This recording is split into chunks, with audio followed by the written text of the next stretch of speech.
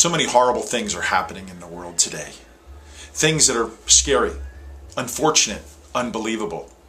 And I think in our zeal to change the world, we're actually creating more division. We're pushing people more apart.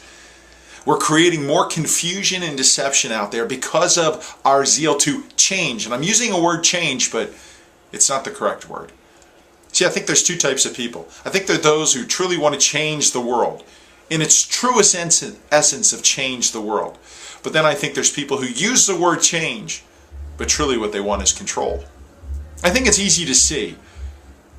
It's easy to define. It's easy to notice. Who wants to truly change the world? Who wants to control the world? On paper, they kind of look the same. And when you're in conversation with people, we use them interchangeably, but they are completely different. They are opposites. If I want to change the world, here are some things that you'll see in my life and in my words, my actions. This is how you'll know my heart. If I want to change, then I'll start with myself. Not the world, but I'll start with me, because I understand as somebody who wants to change the world that I'm partially to blame. I am just as guilty as everybody else. I am equal to everyone. I am not better or worse than anyone else. Somebody who wants to change has accepted responsibility and accountability for their lives because they understand. Somebody who wants to change, they invest time every day into themselves, into changing themselves first before they go and preach or talk a message of what they believe to other people. That means that they're reading and listening to motivational, inspirational material in a way to change, to plant seed in their heart, to change who they are, because they understand the problem starts with me. It's not outside. See, change the world is easy to see. It's I want to start with me first before I go outward and change everybody else.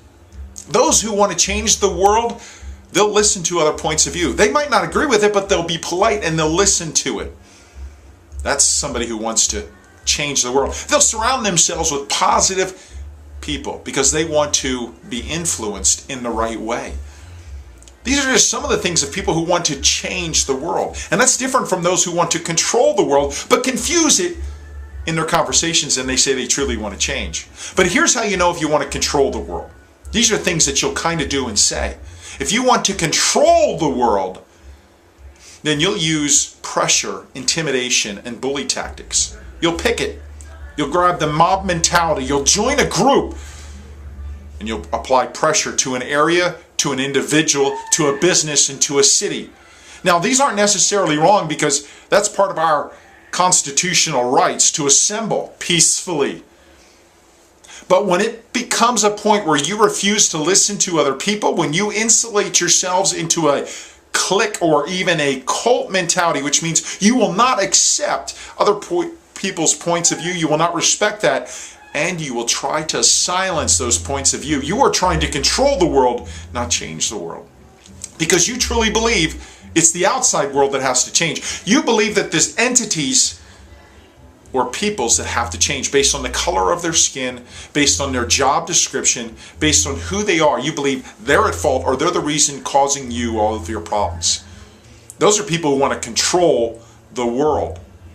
They have pulled back and isolated themselves and are using bully tactics, pressure tactics to silence opposition, to silence other people who are different from themselves. They become offended easily and they're overly sensitive at every opportunity. They become sensitive. They, in fact, have become victims. And they are driving a wedge between people, whether it's between races, nationalities, job descriptions, locations. That's control, that's not change. If you want to change the world, it always begins with me or you. Work on yourself. Invest in yourself. And as you do, watch what happens. It will draw other people in. Because change, true change, starts to attract people. Because it's like putting perfume or cologne on and baby, you start to smell good. People want to be around that. It creates a void, a vacuum, and it pulls people towards you. That's true change. There's no pressure applied, but control is just the opposite. It always starts outwardly because you believe other people are the problem and you are not. That is control.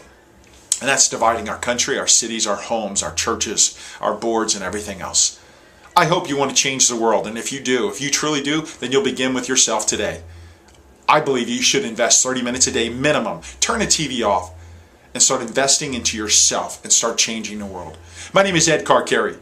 I'd love to connect with you at edcarcarey.com. Find your passion, you'll find your life.